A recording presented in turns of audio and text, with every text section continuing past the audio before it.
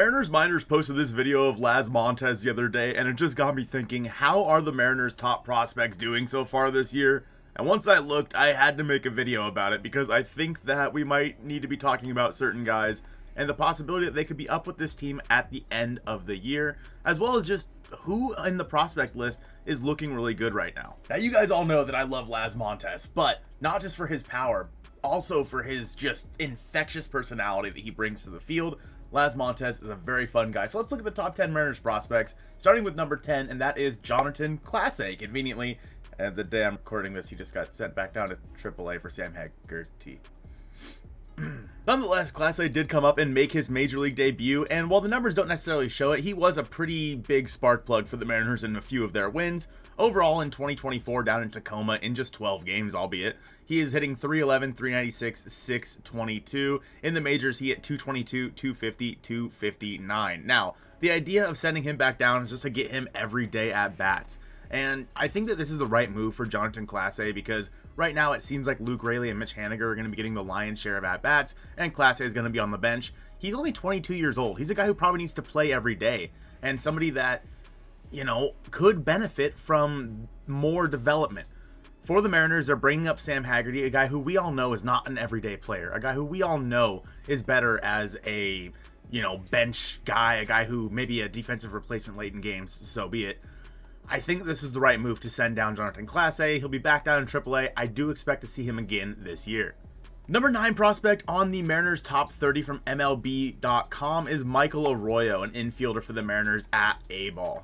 So far in 2024 at A-ball in Modesto, in 17 games, Arroyo's hitting 292, 402, 500 with 2 homers, 15 RBIs, 13 walks to 16 strikeouts. He's hitting a lot better this year than he was last year in A-ball, where in Modesto in 2023 he was hitting 234, 389, 373. So it's good to see these numbers going up after he's repeating the level this year. I'm not sure if he'll get called up to Everett anytime soon, unless of course there is some sort of injury or what have you. Overall, Arroyo is 19 years old. He needs plenty more time to develop. Not a whole lot to talk about there. Also, if you hear like some sort of weird engine sound right now, it's because my neighbor decided this would be a really, really good time to start doing some landscaping.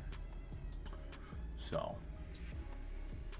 number 8 on this list, Tyler Locklear, first baseman for the Arkansas Travelers. This one I'm really excited to look at. Locklear is just 23 years old in AA Arkansas. In 20 games, he's hitting 311, 452, 527 with 3 home runs, 13 RBIs. He struck out 16 times, but also walked 16 times in 74 at-bats. Locklear did play 22 games at Arkansas last year where he hit 260, 383, 403, with 1 home run, 8 RBIs, 11 walks to 14 strikeouts. Obviously looking a lot better so far this year in just 20 games, but Locklear's a guy who I could see towards the end of this season getting a call-up, especially if there is some sort of injury. Tyler Locklear, there's a chance, even if Ty France doesn't necessarily struggle. Let's say, I don't know, somebody gets injured. Mitch Garver gets injured, which, just always feels like could happen.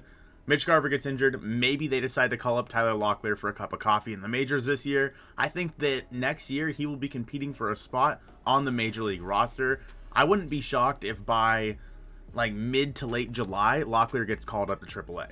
And Mariners Miners posted a little bit about this over on Twitter, and it kind of seems like a lot of the people in the comments are down for if Mitch Garver gets hurt, or even just replacing him in general. Some people might be a little dramatic here. But I think that looking at Tyler Locklear's numbers, I think there's a decent chance we see him at some point this year.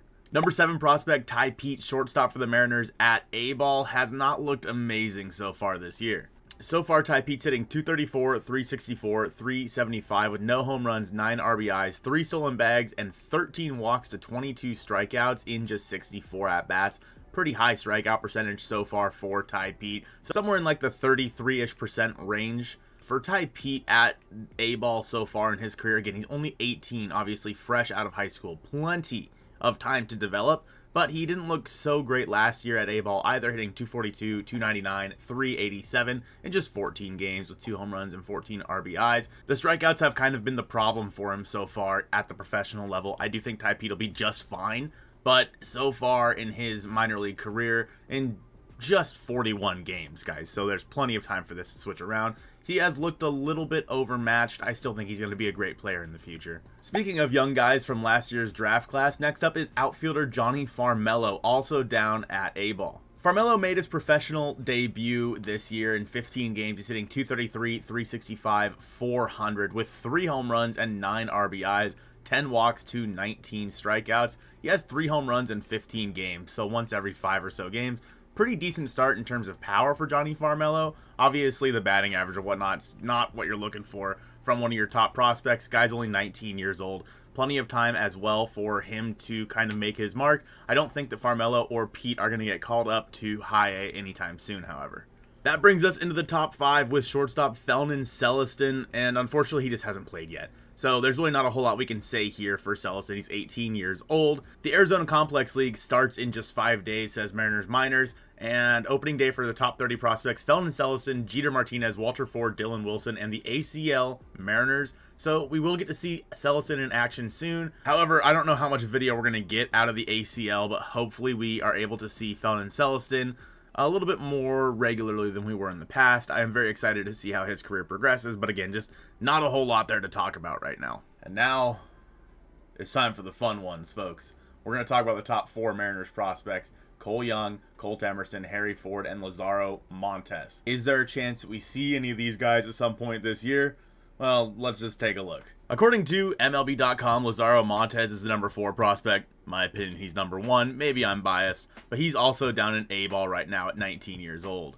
In 19 games this year, Lazaro is hitting 273, 380, 468 with 3 home runs, 22 RBIs, 14 strikeouts to only 12 walks. This is the big part for Lazaro Montes. Those 14 strikeouts in 77 at-bats is very, very good, because recently in his minor league career, let's look at last year when he was with Modesto, he struck out 39 times in 131 at-bats. A lot more strikeouts in 2023 for Lazaro Montes than in 2024 so far. The big thing for him was the swing and miss. Hopefully we have seen that kind of come and gone now. But overall in his minor league career, in just the past couple of years, he's hitting 292, 425, 555 with 26 homers, 124 RBIs, 5 stolen bags, 164 strikeouts in those 494 at-bats. So that's a pretty high strikeout percentage for Lazaro Montes. In 2024, he's running an 18% strikeout rate, which will be below league average in the major leagues. Whereas in 2023, between 2 levels with the ACL and Modesto, he was running a 31.5% strikeout rate. So far, Lazaro Montes has not had as much swing and miss as his game, and that is going to be huge for him moving forward. I think that give it a little bit of time, because now he's played 52 games at A-ball. I would not be shocked to see him move up to Everett High A soon, and if that's the case, you better believe that I'm going to be going up to an Everett Aqua Sox game to see my guy. Another guy that's just coming off of injury down in Modesto, Colt Emerson, a shortstop second baseman for the Seattle Mariners, is just 18 years old. Again, injury for Colt Emerson, so he's only played in 7 games so far this year, but he's hitting 313, 389, 531 with 2 homers, 4 RBIs, 8 strikeouts to 2 walks. Not loving the strikeout rate here for Colt Emerson, but overall he's looked pretty good. This is his second year playing in Modesto. Last year he played in 16 games, hit 302, 436, 444 with 1 home run, 8 RBIs, and 14 Ks in that time frame. Overall, at A-ball so far in 23 games, he's hitting 305, 421, 474. He's another guy that I could see getting moved up to Everett at some point this year. Maybe not as quickly as Lazaro, in my opinion, just because he's played about half the games, but I do think that he's a guy that could move very, very quickly for the Mariners. I expect him to at least end the year in Everett along with Lazaro Montes. Now let's talk about the Mariners' top 2 prospects that are currently in Double-A Arkansas, Harry Ford and Cole Young. These are guys who are both projected to make their major league debuts next year for the Mariners. Let's just look at their numbers and we'll see what we think about that. So far in Arkansas in 19 games, Harry Ford's hitting 203, 366, 392 with 3 homers, 7 RBIs, 20 strikeouts to 17 walks. Those 20 strikeouts in 74 at-bats. It's a pretty high strikeout rate there for our guy Harrison Ford. Overall, this is his first year playing above high A ball. So it's not necessarily shocking, I guess, that he's getting exposed a little bit, although he has been hot recently. Harry Ford's on a 7-game hitting streak according to Mariners Minors, where he's hitting .357, .514, .750 with 10 hits, 2 doubles, 3 homers, 11 runs, 7 RBIs, 8 walks, a hit by pitch, 5 strikeouts, and he's 2 for 2 on stolen bags. So maybe Harry Ford's kind of turning it around down there. Again, very short stint so far. It's not necessarily shocking to see a guy get overmatched when he first goes up to a new level. Hopefully Harry Ford can continue that dominance, and these numbers look very, very good for Ford. I don't think that we would see him at all this year, but I think that there is a possibility that next year, especially if he continues hitting like this, he could move up to AAA the end of this year and then be on the Mariners at some point in 2025. Now, Cole Young has also struggled a little bit here at AA, hitting .235, .333, .306 with no homers, 8 RBIs, 5 stolen bags. He struck out 16 times in 85 at-bats and walked 12 times. Again, Cole Young, just 20 years old, so plenty of time to figure this out. Has looked a little rough so far in AA Arkansas, although when you look at his numbers all of the last couple of seasons, he's been amazing. So I have no reason to believe that Cole Young is not going to continue to progress at this steady pace that he has been. He's a guy that I think, if he gets it going a little bit, might end the year in AAA Tacoma, but I wouldn't be shocked to see him finish the season in Arkansas as well if he doesn't kind of get it going here.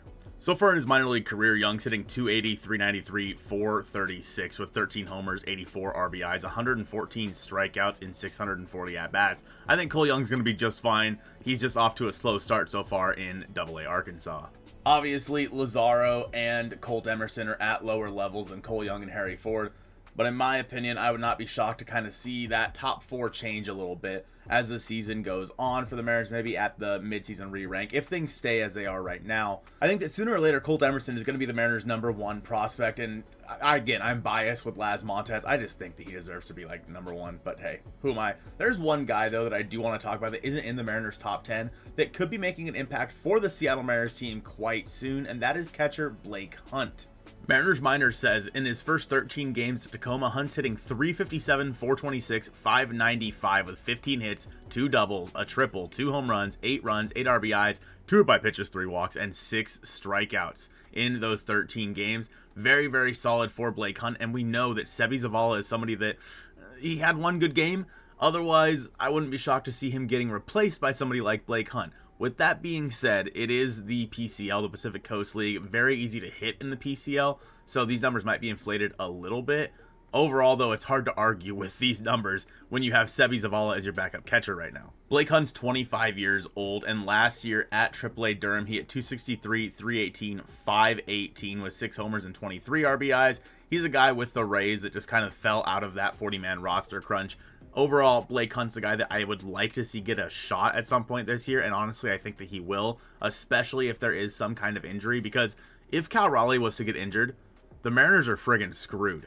And so hopefully Blake Hunt gets a chance to show what he's made of at some point before, God forbid, Cal Raleigh does get hurt, and maybe there's a chance that he kind of takes over that backup role from Seby Zavala, and I think that he's just a guy who deserves a chance right now, where Seby's kind of had his chance. I think that this won't happen anytime soon, but maybe give it a month or so, and if Seby Zavala is still struggling, I could definitely see Blake Hunt being the next guy up. Obviously, there are plenty of guys that we didn't mention here, like Cade Marlowe, that are playing all right down there at AAA. Ryan Bliss, for example, as well. But they weren't in the top 10, so we just didn't talk about them. I think that some of these guys do have a chance to make it back on this team at some point this year, specifically Ryan Bliss. Again, I think Jonathan Clase will be back at some point. And then with the relievers, I mean, there's even a good chance that Jonathan Diaz, depending on injuries to the starting pitching, there's a chance that he makes it to the majors at some point this year as well. So a lot going on right now for the Mariners minor league system, and it's pretty exciting to see what a lot of these young guys are doing, because the Mariners farm system is going to be ranked one of the best in baseball, in my opinion, within the next couple of years. It wasn't before, just because all these guys were at such low levels. It was kind of hard to say how good they really were, but as they start to progress, I think that the Mariners farm system is going to be right back there at the top, along with this really good core that the Mariners have at the major league level. I talked a little bit about Tyler Locklear coming up and replacing Ty France, but France has looked pretty good this year, even if the numbers don't necessarily show it. I talked about that in this video on the screen now. Go ahead and check that one out. I appreciate you guys watching this one, and go Mariners.